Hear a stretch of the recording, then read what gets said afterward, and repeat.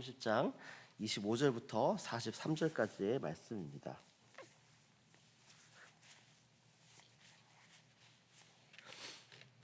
저와 여러분이 한 절씩 교독하겠습니다.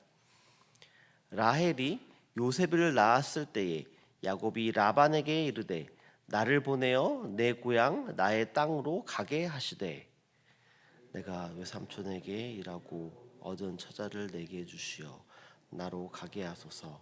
내가 외삼촌에게 한 일은 외삼촌이 아시나이다. 라반이 그에게 이르되 여호와께서 너로 말미암아 내게 복을 주신 것을 내가 깨달았노니 내가 나를 사랑스럽게 여기거든 그대로 있으라.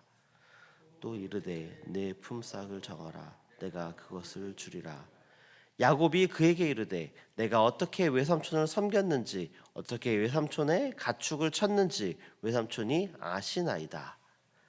내가 오기 전에는 외삼촌의 소유가 적더니 번성하여 때를 이루었으니 내 발이 이르는 곳마다 여호와께서 외삼촌에게 복을 주셨나이다.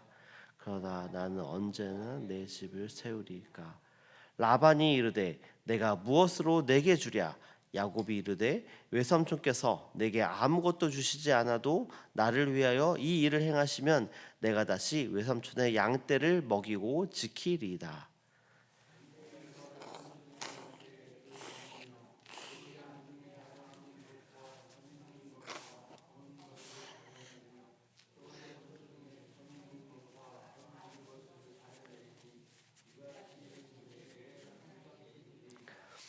후일에 외삼촌께서 오셔서 내 품삯을 조사하실 때에 나의 의가 내 대답이 되리이다.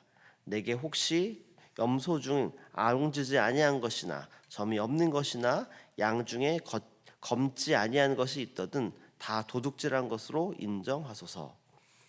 라반이 이르되 내가 내 말대로 하리라 하고 그날에 그가 숫 염소 중 얼룩무늬 있는 것과 점 있는 것을 가리고 암염소 중 흰 바탕에 아롱진 것과 점 있는 것을 가리고 양 중에 검은 것들을 가려 자기 아들들의 손에 맡기고 자기와 야곱의 사이를 사흘 길이 뜨게 하였고 야곱은 라반의 남은 양떼를 지니라. 야곱이 버드나무와 살구나무와 신풍나무의 푸른 가지를 가져다가 그것들의 껍질을 벗겨 흰 무늬를 내고 그 껍질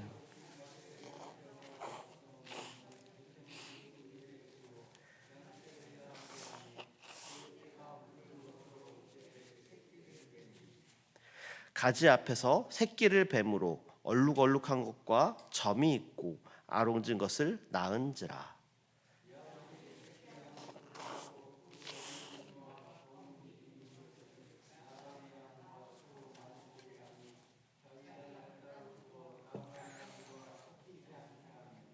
튼튼한 양이 새끼 뵐 때에는 야곱이 개천에다가 양떼의 눈앞에 그 가지를 두어 양이 그 가지 곁에서 새끼를 베게 하고 약한 양이면 그 가지를 두지 아니하니 그렇게 함으로 약한 것은 라반의 것이 되고 튼튼한 것은 야곱의 것이 된지라. 함께 읽겠습니다. 이에 그 사람이 매우 번창하여 양떼와 노비와 낙타와 나귀가 많았더라. 아멘. 살아계신 하나님의 말씀입니다. 안녕하세요. 평안한 주 보내셨나요? 날씨가 참 좋습니다. 또 날씨가 좋은 만큼 또 교회도 또 활기차게 또 여러 가지 사역들이 또 돌아가는 것 같습니다.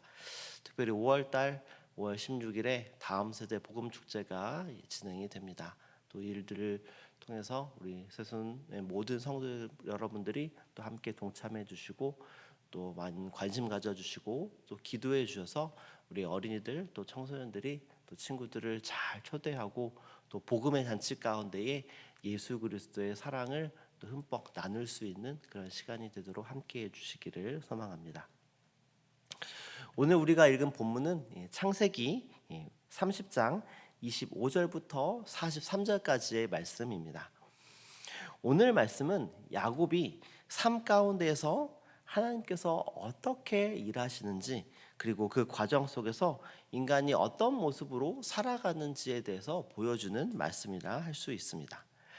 오늘 말씀은 그냥 겉으로 보게 되면은 단순히 야곱이 자신의 재산을 늘려가는 그런 이야기처럼 보일 수 있지만, 이 말씀은 하나님께서 야곱에게 약속하신 그 복이 어떤 방식으로 이루어지는지, 그리고 그 과정 속에서 인간의 모습이 어떠한지를 보여주는 말씀이라 할 수 있습니다. 오늘 말씀을 통해서 하나님의 복은 어떻게 임하는지, 그리고 그 과정 가운데에 우리는 어떻게 살아가야 하는지에 대해서 살펴보기를 원합니다. 먼저 오늘 본문의 시작인 25절 말씀을 우리 함께 읽어보겠습니다. 라헬이 요셉을 낳았을 때에 야곱이 라반에게 이르러 나를 보내어 내 고향 나의 땅으로 가게 하시되. 아멘. 야곱은 라반의 집에서 오랜 시간을 보냈습니다. 그리고 요셉이 태어난 이후에 야곱은 이제 고향으로 돌아가기를 원합니다. 야곱의 이 모습은 단순히 그냥 거처를 그냥 옮기는 모습, 그게 아니라 하나님께서 야곱에게 주셨던 그 약속의 자리로 돌아가겠다라는 그런 지금 결단을 지금 하고 있는 것입니다. 그리고 이어지는 27절과 28절 말씀도 우리 함께 읽어보겠습니다. 라반이 그에게 이르되 여호와께서 너로 말미암아 내게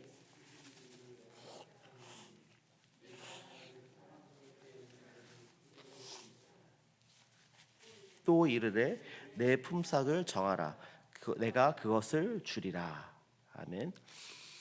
이런 야곱의 결단과는 다르게 라반은 야곱을 지금 붙잡으려고 합니다. 그 이유는 야곱으로 인해서 자신이 복을 받았다라는 것을 알고 있기 때문입니다. 그러나 여기서 중요한 것은 복의 근원은 야곱이 아니라 하나님이라는 사실입니다. 그러나 라반은 지금 야곱으로 인해서 하나님께로 복을 받았다 이렇게 말을 하고 있지만, 그 하나님께서 주신 복에 대해서 중심적으로 잘 이해하고 있는 것이 아니라 야곱이라는 사람을 붙잡는 것을 통해서 하나님이 주시는 복을 유지하려는 이런 모습으로 나타나고 있는 것입니다. 사실 이 모습은 우리의 신앙 가운데에서도, 삶 가운데에서도 찾아볼 수 있는 그런 모습이라 할 수 있습니다. 우리도 때로는 복을 주시는 하나님이 아니라 하나님이 사용하신 방법이나 혹은 사람을 붙잡으려고 할 때가 있기 때문입니다. 어떤 목회자의 설교나 공동체의 리더 혹은 다른 성도들의 모습을 통해서, 또 그들과 교제함을 통해서 큰 은혜를 받고 삶이 변화되는 그런 경험을 우리는 할 수 있습니다.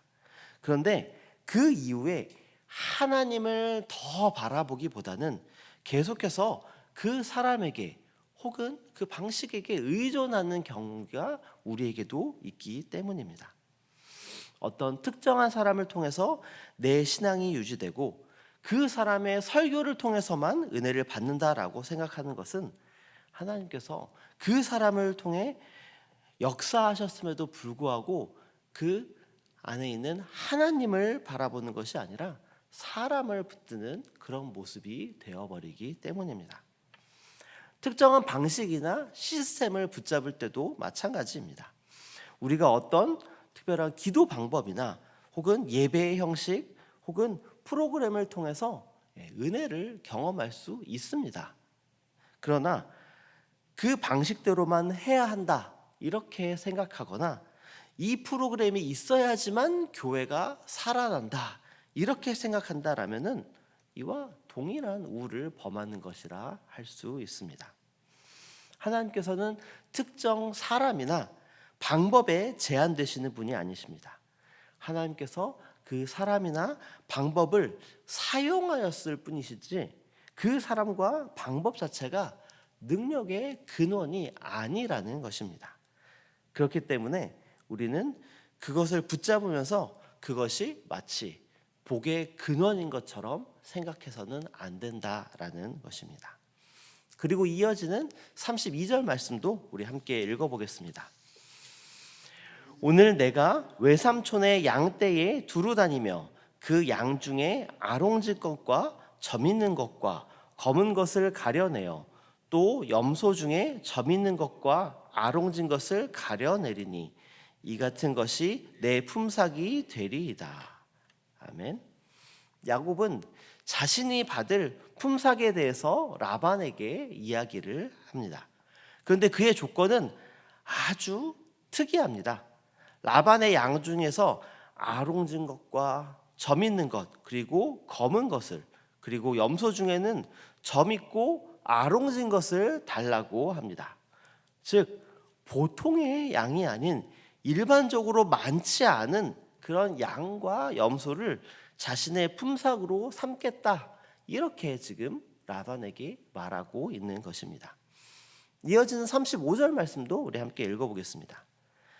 그날에 그가 숫 염소 중 얼룩무늬 있는 것과 점 있는 것을 가리고 암 염소 중 흰 바탕에 아롱질 것과 점 있는 것을 가리고 양 중에 검은 것들을 가려 자기 아들들의 손에 맡기고.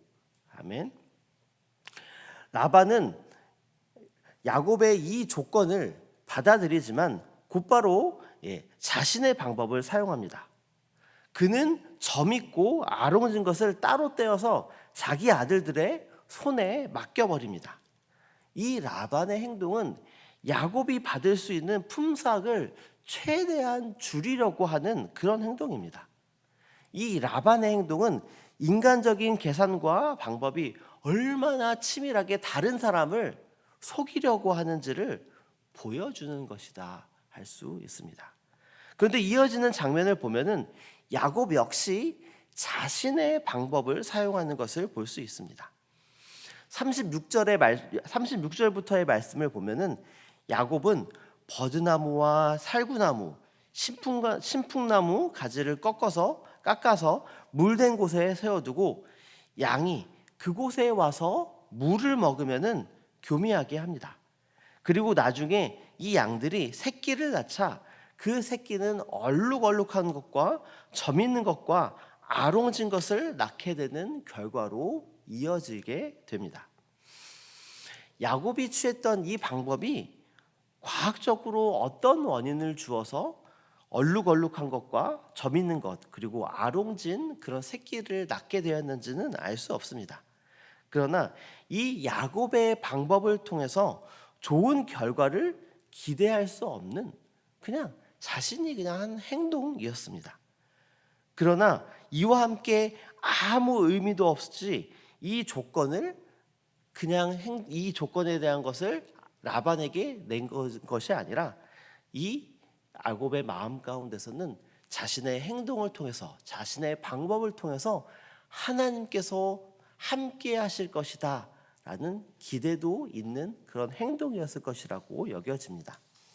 그리고 오늘 본문 이후에 이어지는 창세기 31장 가운데 있는 말씀을 살펴보면은 야곱이 자신의 방법대로 품삯을 달라고 라반에게 말했고, 또 하나님께서는 이 야곱이 행한 이 방식에 직접 개입하셔서 야곱의 바람대로 지금까지 라반에게 속아서 받지 못했던 그 삭들을 받을 수 있도록 행하십니다. 그 일들에 대해서 31장 말씀에 나타나 있습니다. 특별히 31장 8절과 9절 말씀을 우리 함께 읽어보겠습니다. 그가 이르기를 점 있는 것이 내 삭시 되리라 하면 온 양떼가 낳은 것이 점 있는 것이요 또 얼룩무늬 있는 것이 내 삭시 되리라 하면 온 양떼가 낳은 것이 얼룩무늬 있는 것이니 하나님이 이같이 그대들의 아버지의 가축을 빼앗아 내게 주셨느니라. 아멘. 즉 라반은 자신의 방법대로 야곱이 품삯을 적게 받을 수 있도록 자신의 방법대로 노력했습니다. 그러나 하나님께서는 야곱이 자신의 방법대로 그대로 사용했지만 야곱이 라반으로부터 넉넉한 품삯을 받을 수 있도록 하나님께서 이렇게 실행해 주셨습니다. 야곱이 복을 받은 결과의 핵심은 야곱이 행했던 그 방법이 아니라 강권적으로 야곱에게 복을 주시기 위한 하나님의 역사였다라는 것입니다. 오늘 본문에는 두 인물이 중심적으로 등장합니다. 한 사람은 라반이고 또 한 사람은 야곱입니다. 라반은 자신의 이익을 위해서 끊임없이 계산하는 그런 사람입니다. 그런데 야곱 역시 사실 이에 완전히 자유로운 사람은 아닙니다. 야곱 역시 과거에 형을 속였던 행동과 같이 여전히 자신의 방법대로 살아가고 있음을 보여주고 있습니다. 그러나 이 두 사람의 모습은 우리의 모습을 보여주기도 합니다. 우리는 때로는 라반처럼 계산하고 또 손해보지 않으려고 살아가기도 합니다. 또 때로는 야곱처럼 하나님을 믿으면서도 동시에 내 방법을 내려놓지 못하는 그런 경우도 있습니다. 그러나 오늘 본문이 우리에게 분명하게 보여주는 것은 바로 복의 근원은 인간의 방법이 아니라 하나님이시라는 것입니다. 야곱이 사용한 그 방법이 결과를 만들어낸 것이 아니라 하나님께서 야곱의 말과 그가 행한 방법 가운데에 역사하셔서 결과가 나타난 것입니다. 우리도 때로는 야곱도 자기 방법을 썼지만 결국 잘 되었네. 그렇다면 우리도 우리의 방법을 사용해도 되지 않을까? 이런 오해가 있을 수도 있습니다. 그러나 성경은 결코 그렇게 말하지 않습니다. 하나님께서는 인간의 연약함과 부족함 속에서도 일하시는 분이십니다. 그것이 인간의 방법을 정당화시켜주는 것이 아닙니다. 야곱의 삶을 계속해서 보면 그는 이후에 수많은 갈등과 두려움의 시간을 지나게 됩니다. 즉 하나님께서는 복을 주셨지만 그 과정 속에서 야곱은 여전히 다듬어지고 변화되어 가야 했다라는 것입니다. 하나님의 뜻은 반드시 이루어집니다. 그러나 우리가 어떤 태도로 살아가느냐에 따라서 그 과정은 달라질 수 있습니다. 우리가 하나님을 온전히 신뢰하고 나아가면 평안 가운데에 그 일을 경험하게 되지만 나의 방법을 온전히 붙잡고 살아간다라면은 우리는 야곱처럼 앞으로 있을 야곱처럼 불안과 긴장 가운데에서 그 과정을 지나가게 될 수 있습니다. 그렇기 때문에 우리는 결과를 바라보는 사람이 아니라 그 과정 가운데에서 하나님을 신뢰하며 나아가는 또 그로 인해서 하나님께서 행하실 결과를 바라보며 나아가는 사람이 되어야 합니다. 오늘 말씀 속에서 야곱이 품삯을 얻는 그런 과정을 보면 겉으로는 야곱이 조건을 정하고 야곱이 자신의 그 방법을 또 사용하고 그 결과를 만들어낸 것처럼 보입니다. 그러나 창세기 31장에 나타난 그 결과를 만들어내신 분은 바로 하나님이십니다. 우리는 결코 결과를 만들어내는 사람이 아닙니다. 오직 결과는 하나님께 속한 것입니다. 그렇기 때문에 우리는 방법을 붙잡는 사람이 아니라 결과를 하나님께서 행하실 그 결과를 기대하며 하나님을 붙잡는 사람이 되어야 합니다. 그렇기 때문에 우리는 결과를 생각하며 살아가는 사람이 아니라 하나님을 신뢰하는 삶을 살아야 합니다. 하나님께서 일하시면 아무리 사람이 막는다 하더라도 또 환경이 아무리 불리하다 하더라도 또 우리가 하는 방법이 부족해 보인다 하더라도 하나님께서는 이루십니다. 그 하나님을 신뢰하며 살아가는 저와 여러분 되시기를 소망합니다.